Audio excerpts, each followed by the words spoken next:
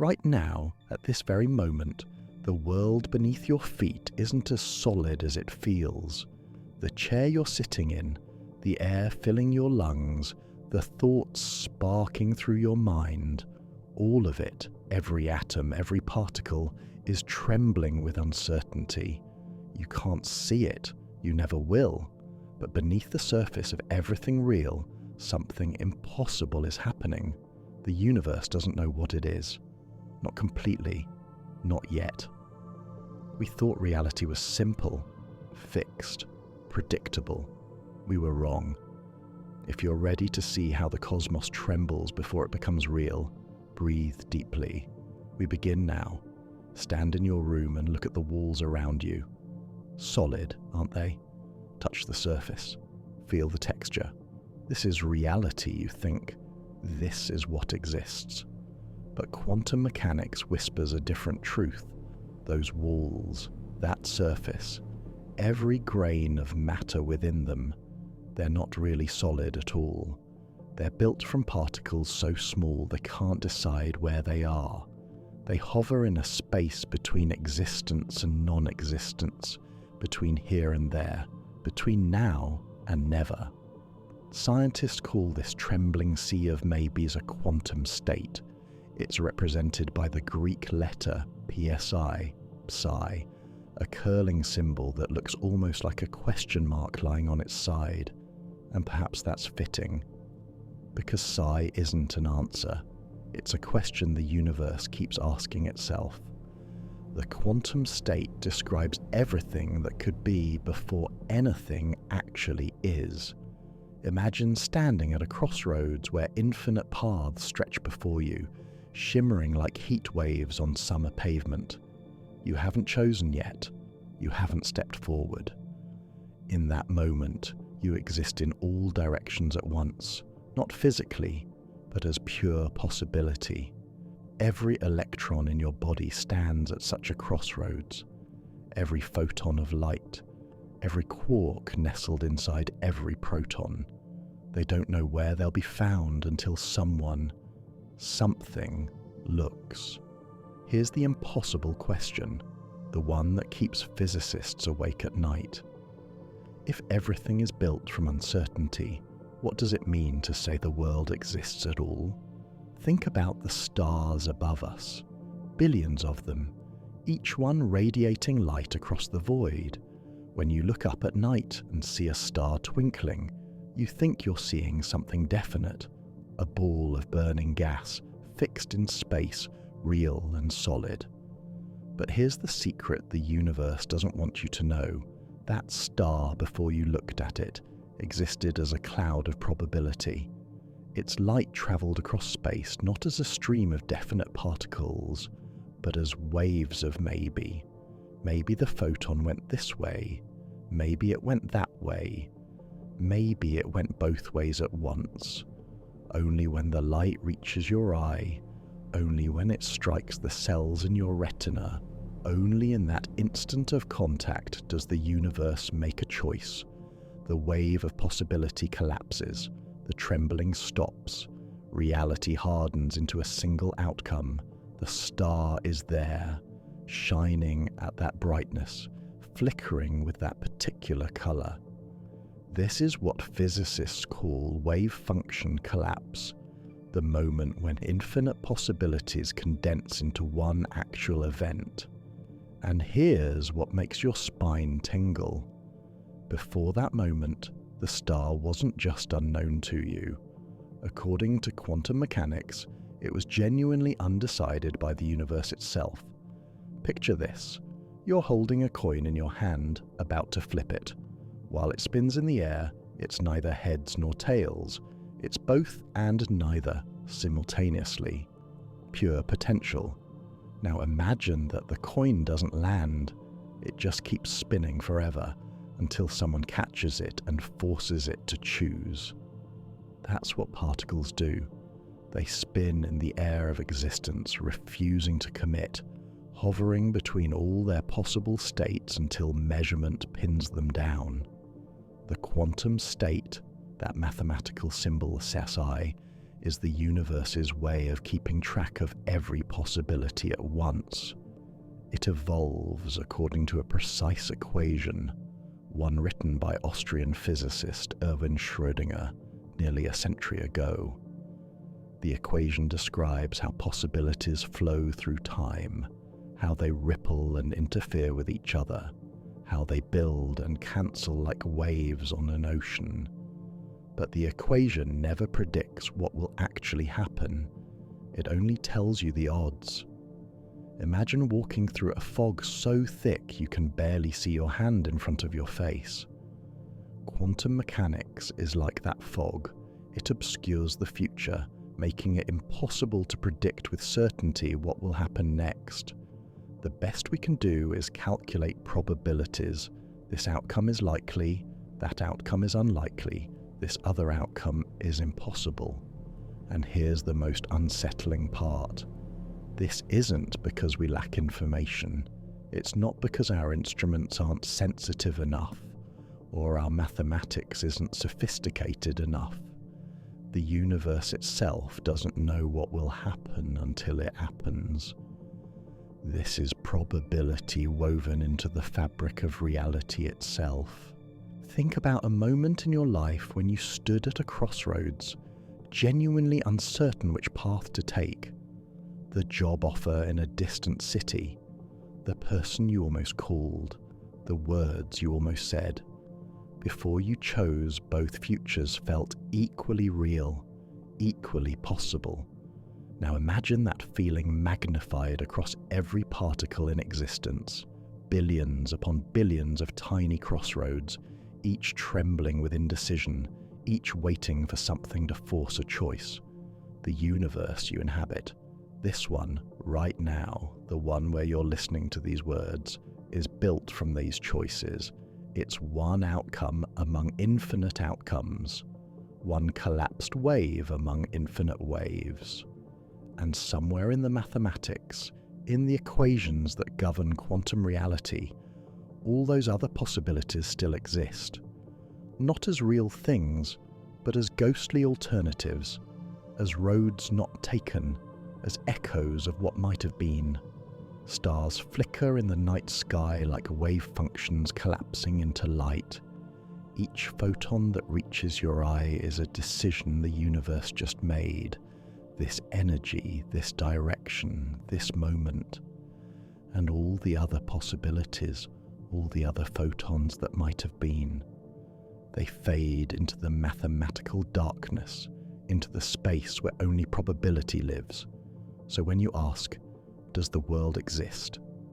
The answer is strange. Yes, it exists, but not the way you think, not solid and fixed and determined. It exists the way a question exists before someone answers it, the way a path exists before someone walks it, the way a song exists in the silence before the first note is played.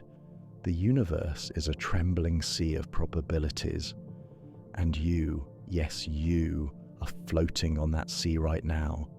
Every breath you take, every thought you think, every sensation you feel is a wave collapsing into reality. The invisible mathematical heart of everything, the quantum state psi, beats beneath your awareness. It describes not what is, but what could be.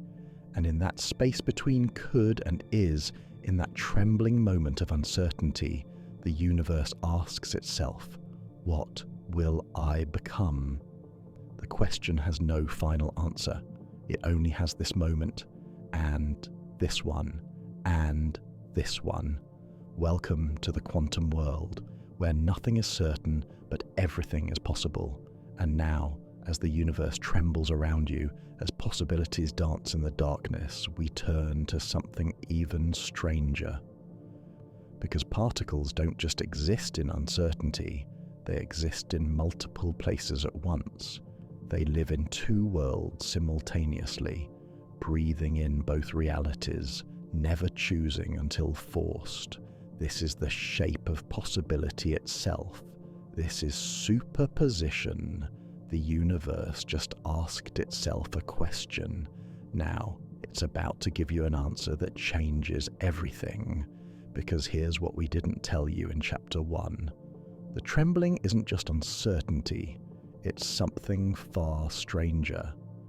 Particles don't simply exist in unknown places waiting to be discovered. They exist in multiple places at once, actually, truly, physically, in both locations simultaneously. This is superposition, and it breaks every rule you thought you knew about reality. Imagine yourself standing in two rooms at the same time, not one version of you in one room and another version somewhere else. You, singular, undivided, breathing the air of both spaces, feeling the temperature of both floors, existing completely in two places until someone opens a door and forces you to choose. That's what an atom does. That's what every particle in the universe does before anyone looks. Each particle is a sigh in two worlds, a note played on both sides of silence. Close your eyes for a moment. Picture a coin spinning in the air. We talked about this in Chapter 1, how the coin is neither heads nor tails while it spins, but superposition is different. Superposition says the coin isn't just unknown, it's both. The coin is heads and tails, simultaneously, genuinely, without contradiction. The mathematics doesn't lie. When physicists write down the quantum state of a particle, they write it as a sum, a combination of all possible states added together. An electron spinning up plus the same electron spinning down. A photon traveling left plus the same photon traveling right. Not one or the other. Both. Always both. The wave function psi we met in Chapter 1. It's not choosing between possibilities, it's holding all of them at once, cradling every outcome in its mathematical arms until measurement forces it to let go. Think about a violin string. Pluck it, and it vibrates in a specific pattern, creating a pure note.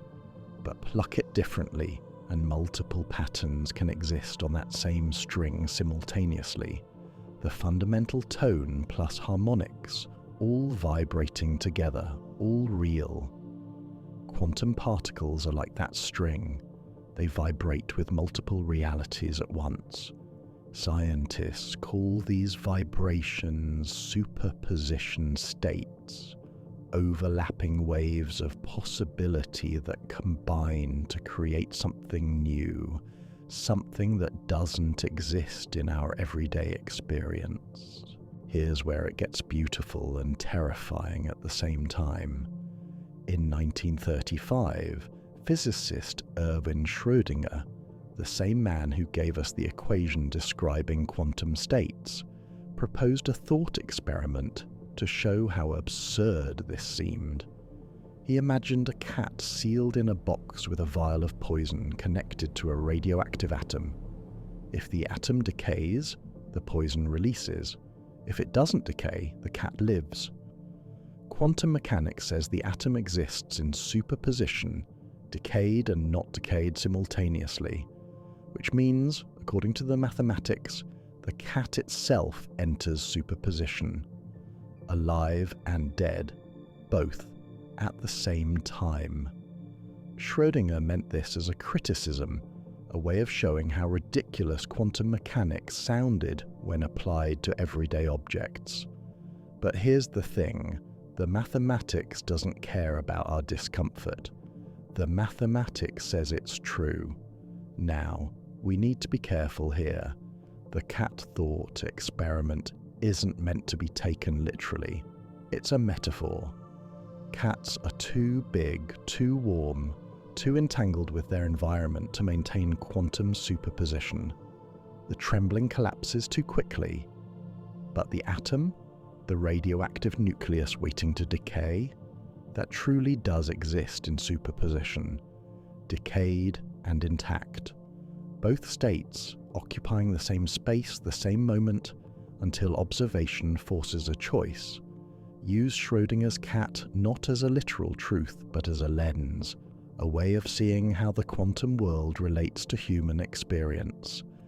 Think of all the decisions in your life that remain unmade, the job application you haven't sent, the conversation you haven't had, the journey you haven't begun.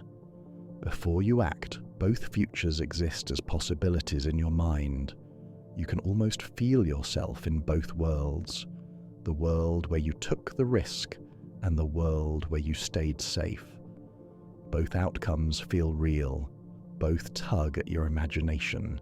That's the closest we get to understanding superposition as humans, the universe's hesitance to decide, the cosmic pause before commitment. But unlike your unmade decisions, quantum superposition isn't just mental, it's physical, measurable. Real scientists prove this every day in laboratories around the world. They fire single electrons through two slits in a barrier, one electron at a time. Classical physics says each electron must go through one slit or the other. But when the electrons land on a detector screen behind the barrier, they create an interference pattern, bands of light and dark that can only form if each single electron somehow went through both slits simultaneously. The electron was in superposition, existing on both sides of the barrier at once, interfering with itself like two waves meeting on water. But here's the twist that makes physicists whisper in reverence. If you put a detector at one of the slits to see which path the electron takes, the interference pattern vanishes. The electron stops acting like a wave in superposition and becomes a particle going through one slit or the other. The act of looking, of measuring, of interacting destroys the superposition, forces the universe to choose, collapses the wave function. This isn't a failure of measurement or a limitation of our instruments. This is how reality works at the quantum level. Observation isn't passive, it's creative. It brings one world into focus while letting all the others fade. Every atom in your body, every particle that makes up the chair beneath you, the air around you, the light streaming through your window, all of it exists in superposition when left alone, spinning in multiple directions, vibrating at multiple energies, hovering between states, but your body is made of trillions upon trillions of particles, all interacting, all collapsing each other's wave functions constantly. The superposition never lasts long enough for you to notice. The quantum trembling averages out into the solid, predictable classical world you experience every day. Yet deep down, beneath the threshold of perception, the quantum dance continues. Particles flickering between possibilities, wave functions spreading across space. The universe holding multiple versions of itself in its quantum hands, waiting for the next interaction to force another choice. The wave function, our symbol psi, evolves according to Schrödinger's equation, just as we discussed in Chapter 1. That equation is deterministic and smooth. It describes how superposition states flow through time, how probabilities shift and interfere, creating peaks where outcomes become likely and valleys where they become impossible. The equation never chooses. It only spreads the possibilities wider like ripples expanding across a pond. And then measurement happens. Observation, interaction. The wave function collapses, all the possibilities but one disappear, and reality crystallizes into a single outcome. Where do the other possibilities go? That's the question that haunts physicists and philosophers alike. Do they vanish into nothingness? Do they exist somewhere else in parallel universes? We'll explore that mystery in Chapter 5. For now, understand this. Superposition is the shape of possibility itself. It's how the universe holds multiple truths at once, how it keeps all options open, how it maintains the trembling we spoke of before. Each particle is a question with multiple answers. Each quantum system is a story that branches into different endings. And each act of measurement is the moment the universe finally picks one path and commits. You are surrounded by superposition right now. The atoms in the walls, the photons in the light, the electrons flowing through the device bringing you these words. All of them exist in overlapping states, breathing in multiple realities until interaction pins them down. The universe is not a single story being told. It's a symphony of stories, all playing at once, all equally real, until the conductor's baton comes down and selects which notes you hear. And who holds that baton? Who decides when the wave function collapses and possibility becomes reality? That question takes us somewhere even stranger, because the answer might be you, the watcher, the observer, the one who dares to look. We left you with a question at the end of Chapter 2. Who holds the conductor's baton? Who decides when the universe stops trembling and commits to reality? The answer is about to change how you see yourself, because in the quantum world, to look is to choose. Every glance narrows the infinite. You are not a passive observer of reality. You are part of the mechanism that creates it. Take a breath. Let that settle in. Because what we're about to explore is the most controversial, most misunderstood, and most profound aspect of quantum mechanics, the measurement problem. In Chapter 1, we discovered the universe trembles with uncertainty. In Chapter 2, we learned particles exist in superposition, hovering in multiple states at once. Now we face the moment when all that possibility collapses into a single, definite reality. And the trigger for that collapse? Measurement, observation, the act of looking. Here's the paradox that haunted physicists for nearly a century. Before you measure a particle's position, it exists everywhere its wave function allows. The mathematics is clear about this. The particle isn't hiding somewhere, waiting for you to find it. It genuinely occupies multiple locations simultaneously, spread across space like morning mist. But the instant you measure it, the moment your detector clicks, your instrument responds, your eyes register the signal, the wave function collapses. All the other possibilities vanish.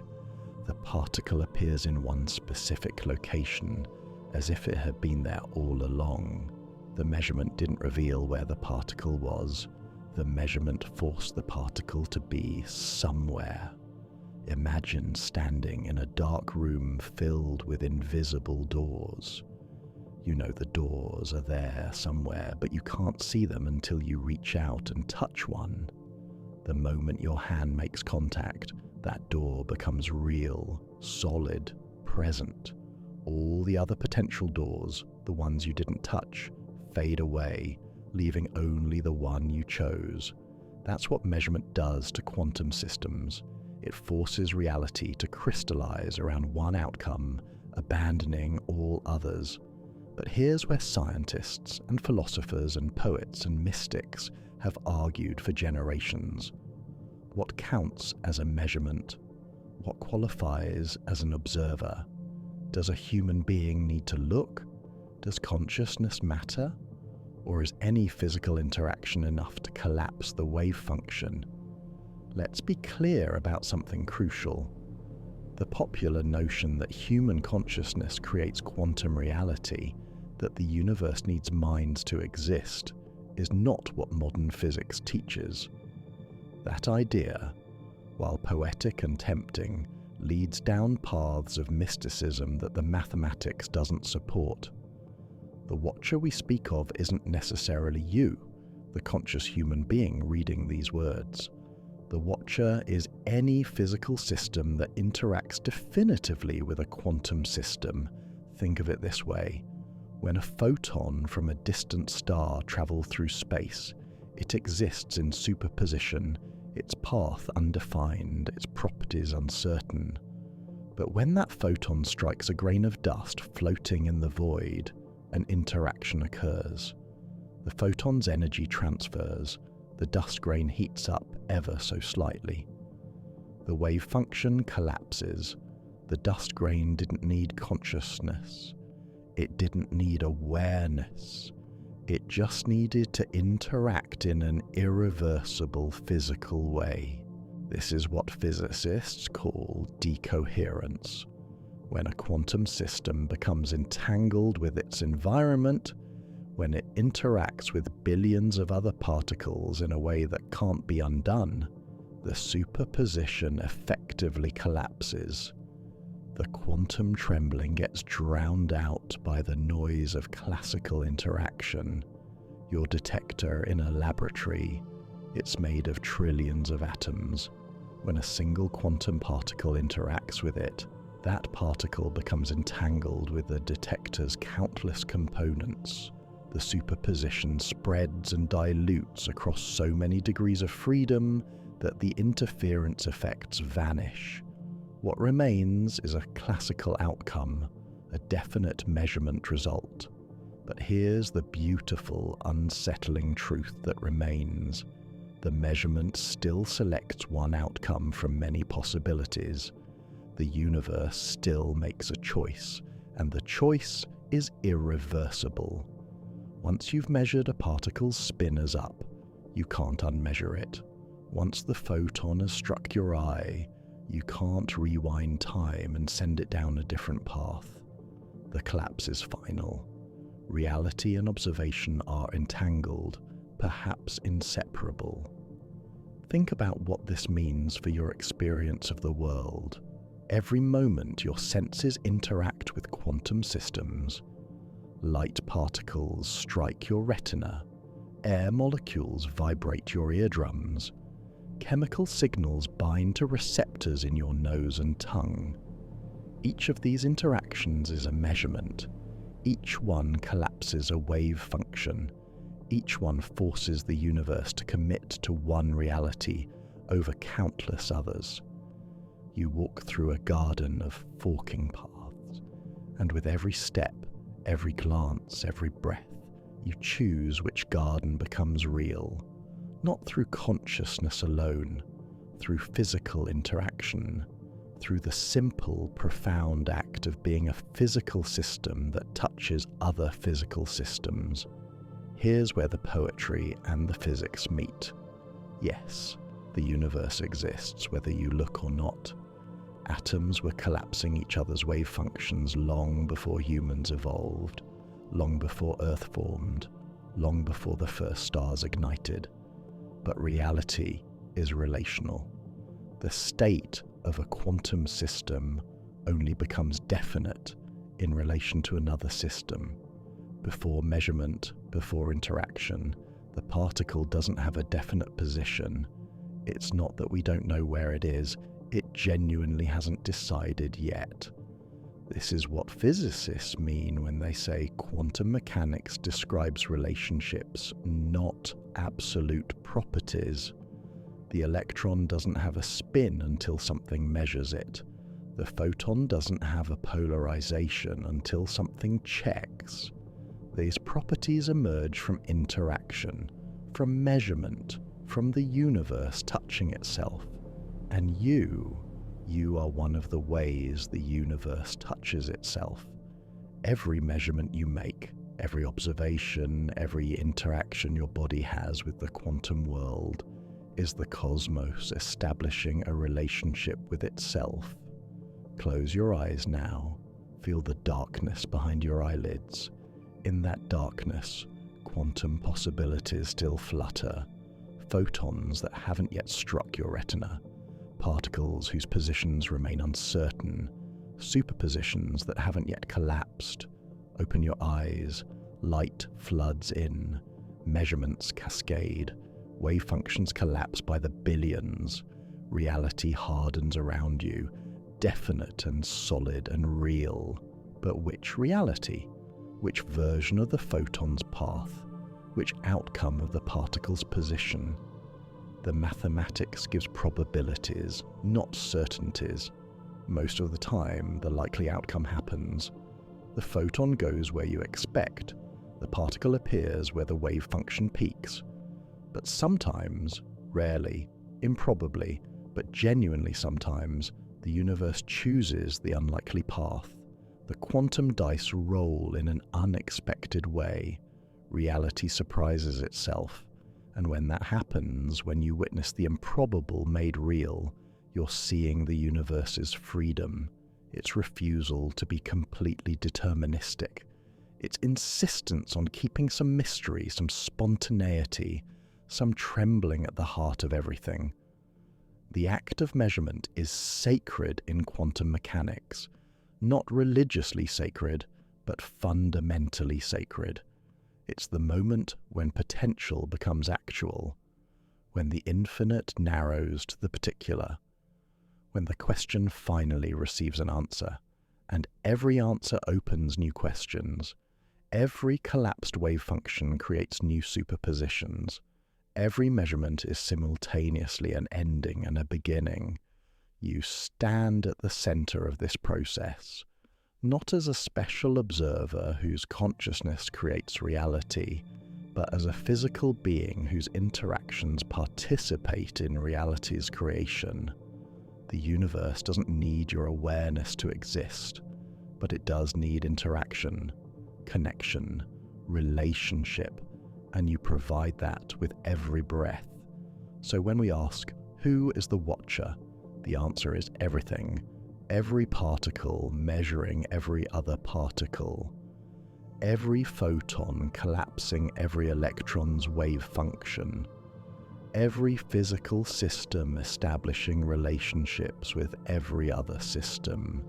The cosmos is a web of watchers, all observing each other, all collapsing each other's possibilities into definite realities. And at this moment, you are one node in that infinite web. Sit with that silence. Let the quantum world hover around you, undecided. Feel the weight of measurement, the power of observation, the responsibility of interaction. When you're ready, we'll move beyond measurement to something even more mysterious. Because some particles don't just exist in superposition. They're connected across space in ways that defy every intuition, every classical understanding. They're entangled, and their story reveals how deeply interconnected everything truly is.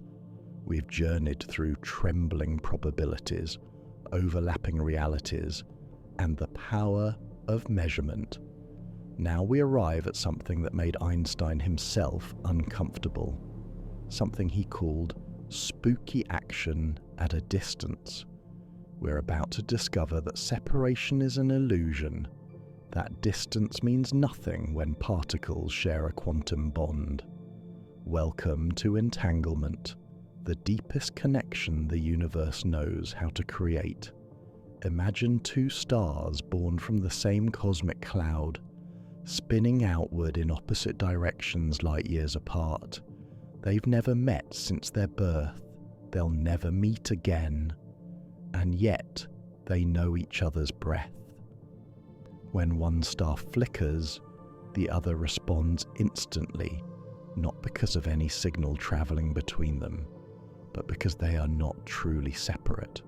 They are two parts of a single quantum system, forever linked by their shared origin. This is entanglement, and it's not poetry. It's physics. Think back to Chapter 2, where we explored superposition, particles existing in multiple states simultaneously. Now, imagine two particles created together, born from the same quantum event. They fly apart, each carrying half of a shared secret. Before measurement, neither particle has a definite state. They both hover in superposition, undecided. But here's the impossible part. Their superpositions are linked, mathematically tied together, in a way that can't be separated. If you measure one particle and find it spinning up, the other will instantly be spinning down. Not because it received a signal, not because it was predetermined, but because they share a single quantum state that exists across space. The particles are not two separate things anymore. They're one system, spread across the universe. Scientists create entangled particles in laboratories every day. One common method involves splitting a single photon of light into two lower energy photons. These twin photons fly apart in opposite directions, but they remain quantum siblings, forever correlated. Measure the polarization of one photon, whether it vibrates vertically or horizontally, and you instantly know the polarization of the other, no matter how far away it's traveled. The distance doesn't matter. It could be across the room or across the galaxy. The correlation remains perfect. Einstein hated this. He believed in locality, the principle that objects are only influenced by their immediate surroundings. Nothing should affect something else instantaneously across vast distances. That would violate the speed of light limit, the cosmic speed restriction that nothing can break. But Einstein was wrong. Not about relativity, not about the speed of light, but about this. Quantum entanglement is real. Experiments have proven it beyond any doubt. In 2022, 3 physicists won the Nobel Prize for experiments that conclusively demonstrated entanglement's reality and ruled out alternative explanations. The universe is non-local. Connections exist that transcend distance. Here's the crucial subtlety. Entanglement doesn't allow faster-than-light communication. You can't use it to send messages. When you measure your particle and it comes up spinning clockwise, the distant particle instantly becomes counterclockwise. But the outcome is random. You can't control which result you get. The person measuring the distant particle sees a random result too. Only when you compare your results later, through conventional, slower-than-light communication, do you discover the perfect correlation. So no information travels faster than light, but the correlation is instantaneous. The connection is real and immediate. It's like 2 dancers moving on opposite sides of the Earth. They've never rehearsed together. They can't see or hear each other, yet their movements mirror each other perfectly, step for step, spin for spin. Not because one is copying the other, but because they're performing a single choreography that exists beyond either of them. Mathematically, entanglement arises when the quantum state of a composite system cannot be factored into separate parts. The wave function psi that describes both particles together cannot be split into one wave function for particle A and another for particle B. They form an indivisible whole, even when space separates them. In Chapter 1, we said the universe is built from trembling probabilities.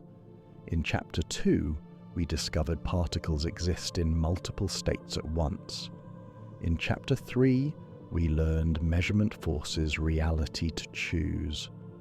Now, in Chapter 4, we see that these quantum properties can extend across space, linking distant particles in ways that defy our everyday understanding of separateness. Think about what this means. Every particle that has ever interacted with another particle carries a trace of that connection. The photon that bounced off your skin yesterday might be entangled with atoms in your body. The air molecules you're breathing were once entangled with molecules in distant stars. The universe is not a collection of isolated objects. It's a web of relationships, a tapestry of connections woven by quantum interactions, and you are part of that web. Every breath you take involves trillions of quantum interactions. Every photon your eyes absorb, every electron that moves through your neurons, all of these create entanglement, however briefly. Most of these connections fade quickly. Decoherence, the process we discussed in Chapter 3, breaks the entanglement as particles interact with their environments. But the connections existed, even if only for a moment. Now let's bridge quantum physics and human experience. Not by claiming consciousness creates reality, we've rejected that notion, but by recognizing patterns. Think of someone you love, someone who feels connected to you even across distance. When they experience joy or pain, something in you resonates, even if you're far apart. This isn't quantum entanglement in the strict physical sense. Your brain states aren't linked by shared wave functions. But the pattern mirrors the quantum world, connection that transcends separation, correlation that defies distance. Perhaps consciousness evolved in a quantum universe precisely because the universe itself already knew how to create non-local connections. Perhaps empathy is our classical, biological echo of the cosmos's quantum capacity for relationship. Or perhaps the similarity is merely metaphorical. Either way, the wonder remains.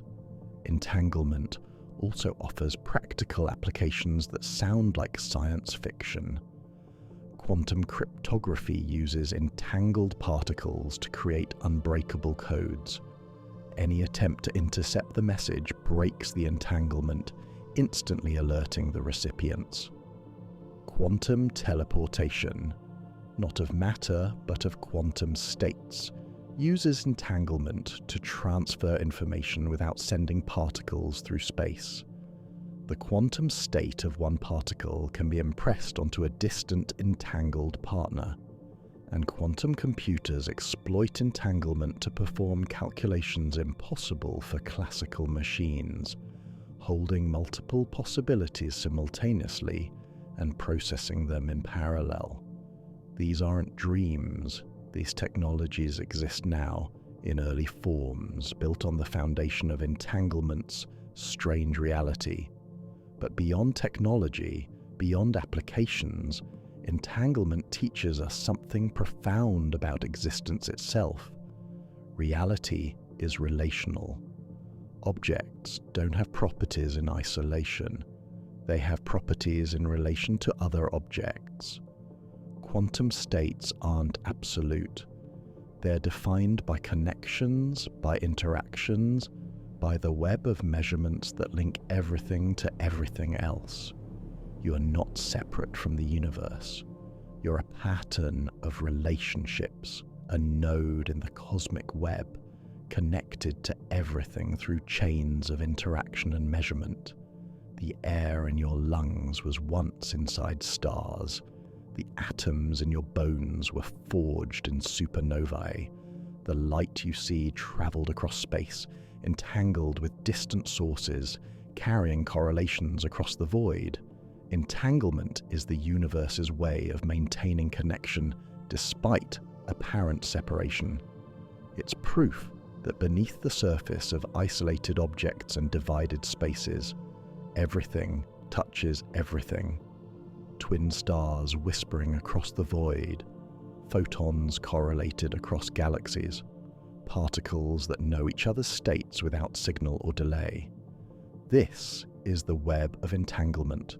This is the universe revealing its deepest nature, not separation but connection, not isolation but relationship, not distance but intimacy.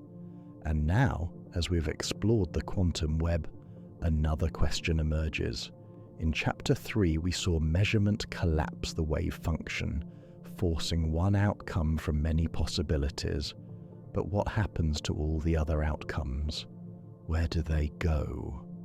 the answer takes us somewhere extraordinary, somewhere infinite, somewhere that challenges everything we mean by the word real. We ended Chapter 4 with a question that has haunted physicists since quantum mechanics was born. When measurement collapses the wave function and forces one outcome from infinite possibilities, what happens to all the other outcomes? Where do they go?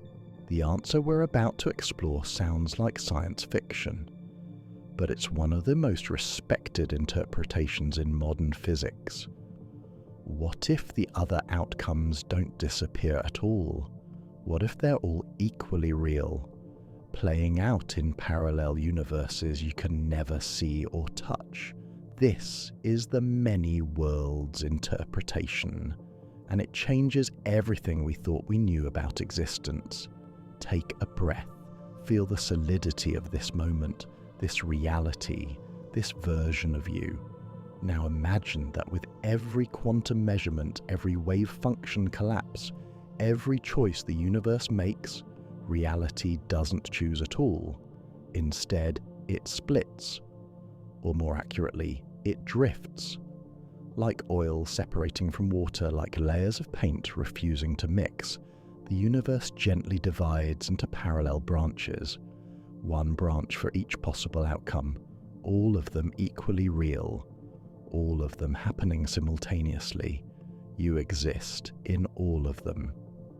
Let's revisit Schrödinger's cat from Chapter 2. We said the cat exists in superposition, alive and dead, until someone opens the box and forces a choice. Traditional quantum mechanics says one outcome becomes real and the other vanishes, but physicist Hugh Everett proposed something different in 1957. He suggested that both outcomes remain real. When you open the box, the universe doesn't collapse into one reality. It drifts into two parallel realities. In one reality, you see a living cat. In another reality, equally real, you see a dead cat.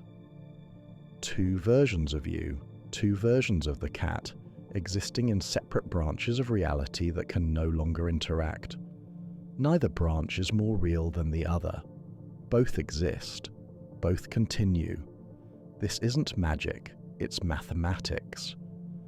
The Schrödinger equation, the fundamental law governing quantum systems, never includes collapse. Left alone, the equation describes smooth, continuous evolution of the wave function. Superpositions spread, possibilities multiply, but nothing ever disappears. Collapse was added to quantum theory to explain what we observe, but Everett asked, what if we don't need collapse? What if the wave function continues evolving, branching, spreading forever? What if reality is all the possibilities, playing out simultaneously? In Chapter 3, we explored measurement and the role of the observer. We learned that decoherence, entanglement with the environment, makes different outcomes effectively separate from each other. The many worlds interpretation takes this to its logical conclusion. Decoherence doesn't destroy the other outcomes, it isolates them. Each outcome continues evolving in its own separate branch, unable to interfere with the others.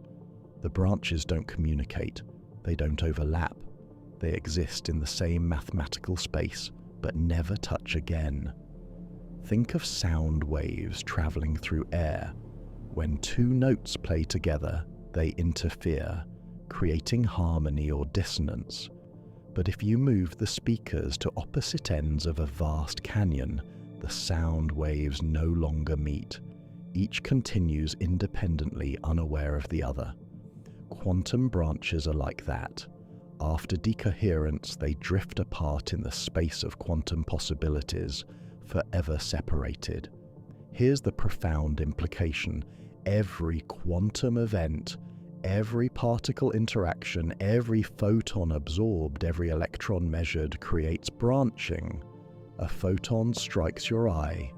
In one branch, it triggered a specific neuron. In countless other branches, it missed that neuron and struck different ones. Each branch continues, creating slightly different versions of your experience. Most of these differences are microscopic and meaningless, but occasionally, quantum randomness influences macroscopic events. A cosmic ray strikes a DNA molecule, causing a mutation. In one branch, the mutation occurs. In another, it doesn't. Over time, these small differences accumulate. Branches diverge not just in quantum details, but in observable reality. There are versions of you who made different choices, not because of free will or classical randomness, but because quantum events influenced neural processes differently in different branches. Some who never looked up at the stars, some who never asked these questions, some who pursued entirely different paths, and all of them are equally real. This sounds terrifying at first. If every possibility happens, what makes your choices meaningful? If infinite versions of you exist, what makes you special? But here's the perspective shift that brings peace rather than dread. You are not diminished by the existence of other versions. You are expanded. You are one moment of awareness in an infinite cosmic symphony, one note in an endless song, and that note matters precisely because it's yours, unique, unrepeatable, in this exact form. The many worlds interpretation doesn't make your life less meaningful. It reveals that the universe is vast beyond imagination, rich with possibility, generous in its creation, and you get to experience one thread of that infinite tapestry. Let's be clear about what Many Worlds does and doesn't claim. It doesn't say the universe physically splits into separate spatial regions. The branches exist in the same quantum state space, described by the same universal wave function. Think of it like different channels on a radio. Multiple signals occupy the same physical space at different frequencies, never interfering because they're tuned to separate wavelengths. Quantum branches are similar, different realities coexisting in the same mathematical framework, separated by decoherence rather than physical distance. Many Worlds also doesn't solve every mystery of quantum mechanics. It still faces the probability problem. If all outcomes occur, why do we experience some as more likely than others? Various approaches address this, but debate continues. The interpretation is elegant, mathematically simple, and avoids the need for mysterious collapse mechanisms. But it carries a price: ontological extravagance. It says the universe contains vastly more than we observe, an infinity of branches, most forever beyond our reach. Some physicists embrace this, others find it excessive. The mathematics works either way. What matters for our journey, for this meditation on quantum reality, is the philosophical shift Many Worlds offers. In chapters 1 through 4, we built a picture of reality as uncertain, superposed, measured, and entangled. Reality seemed fragile, always choosing, always collapsing, constantly selecting one path from infinite possibilities. Many Worlds says reality doesn't choose. It keeps everything. All possibilities unfold. The universe is not poverty but abundance. And you're not one isolated consciousness watching a single timeline. You are a pattern that exists across branches, a theme that plays with infinite variations. Some versions of you made different choices. Some live in worlds where quantum randomness nudged history differently. But all of them are exploring, experiencing, asking questions. This interpretation invites a kind of calm, not the peace of certainty, but the peace of acceptance.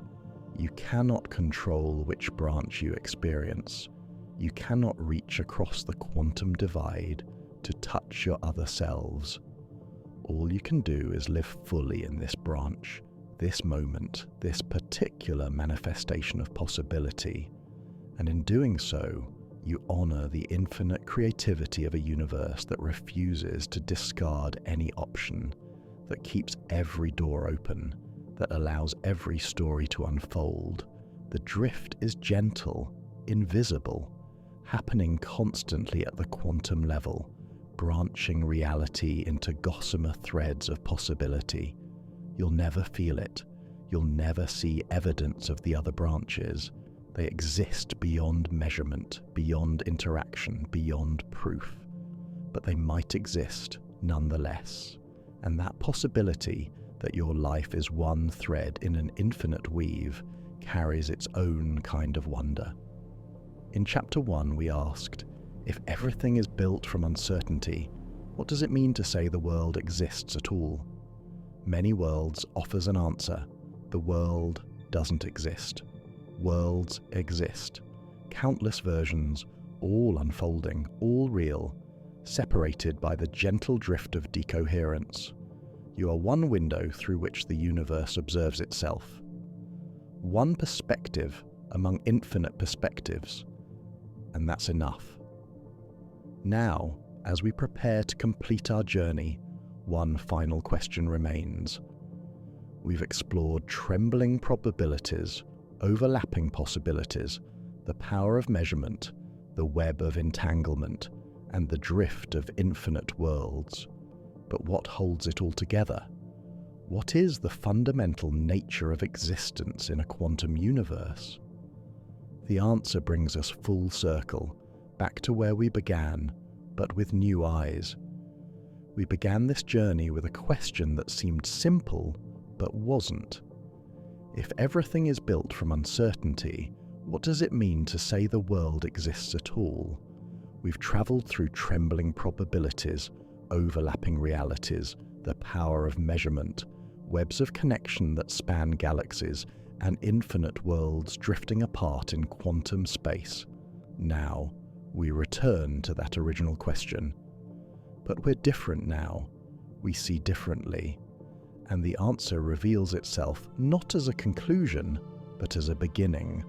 Reality is not built from objects. It's built from relationships. Everything we've explored points to this truth. In Chapter 1, we discovered particles don't have definite properties until measured. In Chapter 2, we learned they exist in superposition, hovering between possibilities. In Chapter 3, we saw measurement creates reality through interaction. In Chapter 4, we found particles connected across space by entanglement. In Chapter 5, we glimpsed infinite worlds branching from every quantum choice. Each chapter revealed the same pattern. Existence is relational. Properties emerge from interaction. Reality crystallizes from connection. The universe doesn't consist of isolated things. It's a web of relationships, constantly forming, constantly evolving. Let's be clear about what Many Worlds does and doesn't claim.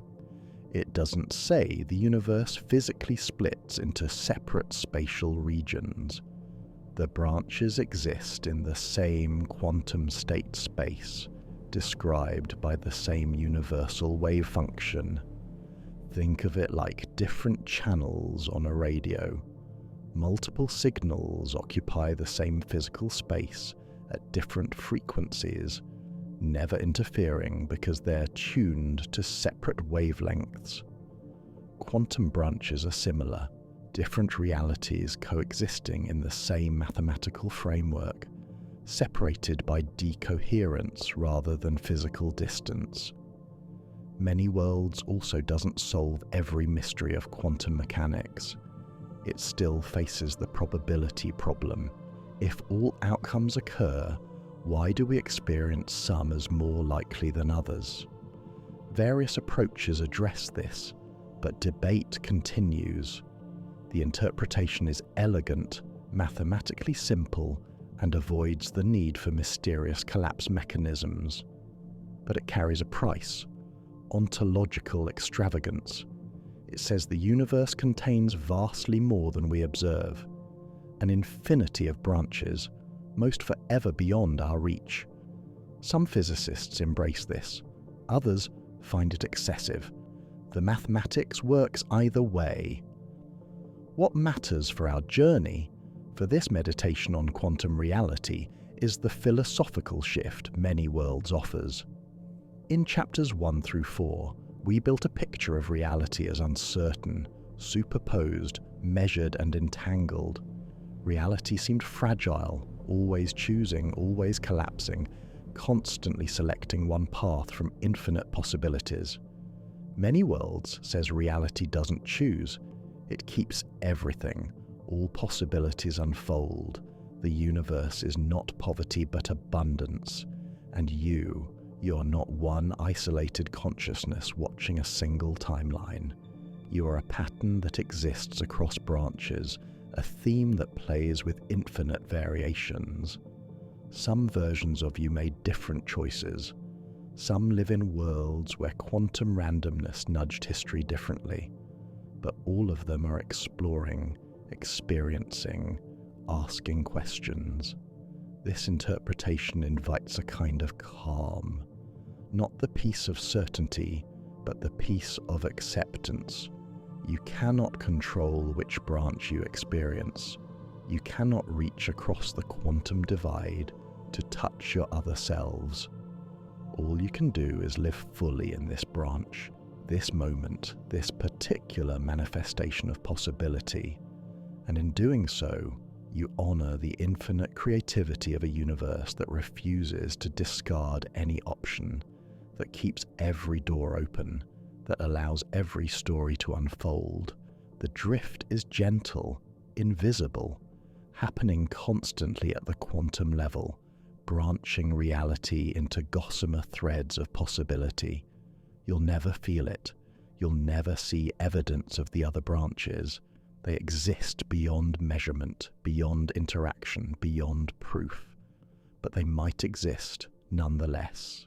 And that possibility that your life is one thread in an infinite weave carries its own kind of wonder. In chapter 1, we asked, if everything is built from uncertainty, what does it mean to say the world exists at all? Many Worlds offers an answer.